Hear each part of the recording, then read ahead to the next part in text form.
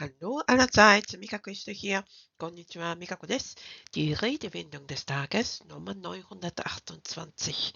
今日の同窓慣用句、その928です。Die Flöhe husten oder niesen hören。のみが咳する、またはくしゃみするのを聞くというのが言葉通りの意味でございます。では解説いたします。この慣用句は、些細な、あるいはありもしないことにも大げさに悪い兆候を見て取るといった意味の口語表現です。この表現はすでに16世紀には一般的に使われていたようです。初出は1541年のセバスチャン・フランクの作品で、meinte, höre das Gras wachsen, die Flöhe husten。彼は草が成長し、のみが咳をするのを聞くと言っているとあります。前半の das Gras wachsen hören も同義語として使われます。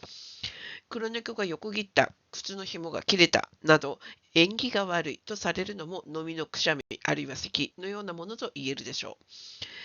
耳が異常にいい、かすかな音も聞き取れるといった意味でも使われることがあります。では例文をご紹介します。Natürlich ist er ein äußerst sensibler Mensch. Manchmal hört er aber auch die Flöhe husten. もう一度ゆっくり言います。Natürlich ist er ein äußerst sensibler Mensch. Manchmal hörte er aber auch die Flöhe husten. もちろん彼は非常に繊細な人間だ。でも、時にありもしないものを見て悪い予兆だと考えてしまうこともある。もう一つの例文です。Sie spüren sich in Hintergründe ein, nehmen wahr, was zwischen den Zeilen liegt und hören sozusagen die Flöhe husten. もう一度ゆっくり言います。Sie spüren sich in Hintergründe ein, nehmen wahr, was zwischen den Zeilen liegt und hören sozusagen die Flöhe husten. 彼らは背景を感じ取り、行間にあるものを察知し、いわばかすかな兆候を見出すのだ。もう一つ例文です。Das Abhörsystem wird im Innenraum unsichtbar hinter dem Putz oder der Tapete montiert. Damit hört man die Flöhe husten. もう一度ゆっくり言います。Das Abhörsystem wird im Innenraum unsichtbar hinter dem Putz oder der Tapete montiert.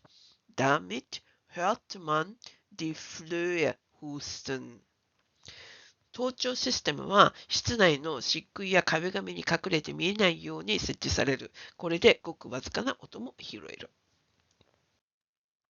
今日のドイツ語慣用句は Die Flöhe husten oder niesen hören。些細なまたはあるいもしないことにもう大げさに悪い兆候を見て取る。耳が異常にいいかすかな音も聞き取れる。でした。いかがだったでしょうか。皆さんの参考になれば嬉しいです。また人に紹介してもらえたり、いいねやコメント、チャンネル登録などしていただけると大変励みになりますので、よろしくお願いいたします。